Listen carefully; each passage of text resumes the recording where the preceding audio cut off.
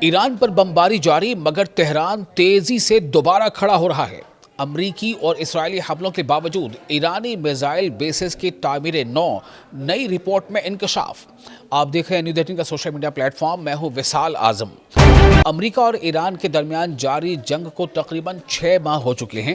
امریکہ اور اسرائیل کا دعویٰ تھا کہ مشترکہ حملوں کے ذریعے ایران کی فوجی صلاحیت کو شدید نقصان پہنچایا گیا ہے، لیکن اب ایک نئی رپورٹ میں اس بات کا انکشاف ہوا ہے کہ ایران تیزی سے اپنے تباہ شدہ فوجی اور اسٹریٹجک انفراسٹرکچر کو دوبارہ تعمیر کر رہا ہے۔ سیٹلائٹ تصاویر سے پتہ چلتا ہے کہ میزائل بیسز، فوجی تنصیبات اور اہم بندرگاہوں پر بحالی کا کام تیزی سے جاری ہے۔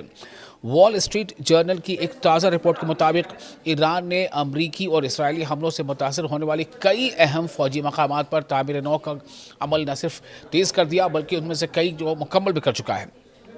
سیٹلائٹ تصاویر پر مبنی ہے یہ رپورٹ، جن میں مختلف علاقوں میں بحالی کے آثار واضح طور پر دیکھے جا سکتے ہیں۔ رپورٹ میں بتایا گیا ہے کہ مغربی ایران کے شہر کانگارو میں واقع ایک اہم میزائل بیس تک جانے والی سڑک، جو جنگ کے ابتدائی دنوں میں امریکی حملوں میں متاثر ہوئی تھی، چند ہی ہفتوں کے اندر دوبارہ بحال کر دی گئی تھی۔ اس سے اندازہ ہوتا ہے کہ ایران جنگ کے باوجود اپنی فوجی تنصیبات یعنی ملٹری انسٹالیشنز کو فعال رکھنے کی کوشش کر رہا ہے۔ اسی طرح بحیرہ کیسپیئن کے کنارے واقع بندر انزلی میں بھی تعمیر نو کی سرگرمیاں دیکھی گئی ہیں۔ یہ بندرگاہ مارچ میں اسرائیل حملوں میں متاثر ہوئی تھی۔ رپورٹس کے مطابق یہ بندرگاہ ایرانی پاسداران انقلاب کے لیے اہم سمجھی جاتی ہے اور اسے فوجی سامان، ڈرونز اور دیگر دفاعی ساز و سامان کے نقل و حمل کے لیے استعمال کیا جاتا ہے۔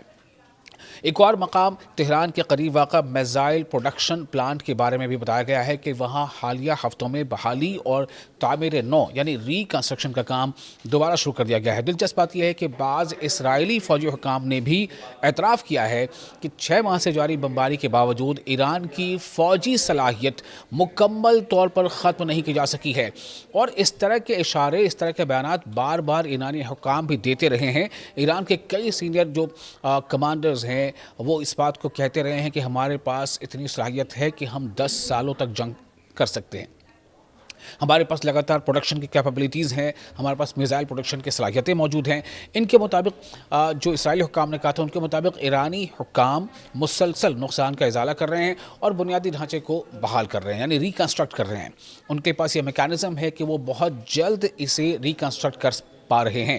اس جنگ کے دوران امریکہ نے دعویٰ کیا تھا کہ اس نے ایران کے 1500 سے زائد فضائی دفاعی ٹارگٹس، سینکڑوں بیلسٹک میزائل ذخیرہ گاہوں یعنی جہاں پر اسے سٹور کیا جاتا ہے، اور بڑی تعداد میں ڈرون تنصیبات کو تباہ کر دیا ہے۔ اسرائیل نے بھی ہزاروں ایرانی اہداف پر حملوں کا دعویٰ کیا تھا، تاہم زمینی صورتحال کچھ اور تصویر پیش کر رہی ہے۔ ایران اب بھی بہت مضبوط ہے۔ ایران اب بھی خطے میں امریکی جو انٹرسٹس ہیں یا امریکی جو بیسز ہیں یا ملٹری انسٹالیشنز ہیں یا ملٹری کوارٹرز ہیں، ان کو نشانہ بنانے کی صلاحیت رکھتا ہے۔ حالیہ ہفتوں میں بحرین، کویت اور جارڈن میں امریکی بیسز کے قریب حملوں اور خلیجی پانیوں میں بڑھتے تناؤ نے یہ تاثر مضبوط کیا ہے کہ ایران کی جو ملٹری پاور ہے وہ مکمل طور پر ختم نہیں ہوئی ہے۔ دوسری جانب ایک اور اہم پیش رفت، ایک اور اہم ڈیولپمنٹ میں امریکہ کے لیے تشویش کا باعث یہ بن رہی ہے۔ امریکی میڈیا رپورٹس کے مطابق مسلسل جنگ کے باعث یعنی لگاتار جنگ کی وجہ سے امریکہ کے دفاعی میزائل اور جدید ہتھیاروں کے ذخائر دباؤ کا شکار ہے، یعنی ان میں کمی واقع ہو سکتی ہے بہت جلد۔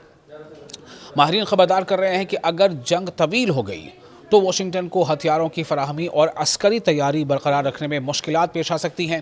تجزیہ کاروں کا کہنا ہے، یعنی جو اس کے بارے میں کافی گہری جانکاری رکھتے ہیں، جو دفاعی امور کے ماہر ہیں، ان کے موجودہ صورتحال، انہوں نے کہا ہے کہ موجودہ صورتحال اس جنگ کو ایک نئے مرحلے میں داخل کر رہی ہے۔ ایک طرف ایران تیزی سے اپنی تنصیبات بحال کر رہا ہے، جبکہ دوسری طرف امریکہ اور اس کے اتحادی طویل جنگ کے اخراجات اور عسکری دباؤ کا سامنا کر رہے ہیں۔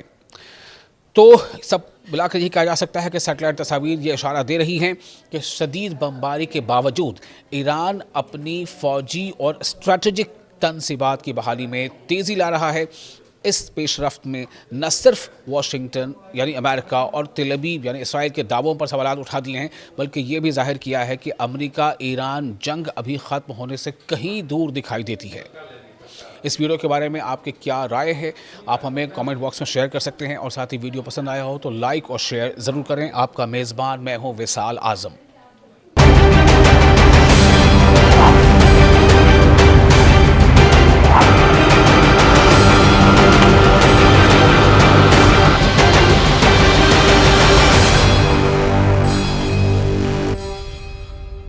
दोस्तों, मैं हूं विशाल आज़म। मगरबी किनारे में इस्राएली छापे, तबास और अल-फारया कैंप में बड़ी कार्रवाई। नाबलस में हलाक फ़लस्तीनियों की तदफीन। यूरोपीय यूनियन ने बढ़ती तशद्दुद पर तशवीश जाहिर कर दी। मकबूजा मगरबी किनारे में यानी वेस्ट बैंक में कशीदगी एक बार फिर बढ़ गई है। इसराइली फ़ौज ने तबास और अल-फारया पनाह गज़ीन कैंप में बड़े पैमाने पर छापे मारे हैं, जबकि नाबलस के करीब हलाक होने वाले 4 फ़लस्तीनियों की तदफीन भी कर दी गई है। उधर यूरोपीय यूनियन ने मगरबी किनारे में बढ़ते हुए तशद्दुद पर गहरी तशवीश का इजहार करते हुए तमाम फ़रीक़ैन से तहम्मुल और कशीदगी में कमी लाने की अपील की है। फ़लस्तीनी ख़बर रसां इदारे वफ़ा के मुताबिक इसराइली फ़ौज अलसुबह बड़ी तादाद में फ़ौजी गाड़ियों और पैदल दस्तों के साथ शहर तबास में दाखिल हुई। फ़ौज ने मुख्तलिफ मोहल्लों में पोजीशनें संभाली और मुतअद्दिद घरों की तलाशी ली। ये कार्रवाई तकरीबन 3 घंटे तक जारी रही, जिसके बाद फ़ौज वापस चली गई। इब्तदाई इत्तलात के मुताबिक इस कार्रवाई में कोई गिरफ्तारी अमल में नहीं आई। ताहम तबास से वापसी के फ़ौरन बाद इसराइली फोर्सेस ने जनूब में यानी साउथ में वाक़े अल-फारया पनाहगज़ी कैंप, रिफ्यूजी कैंप का रुख किया, जहां घरों पर बड़े पैमाने पर छापे मारे गए और सर्च ऑपरेशन किया गया।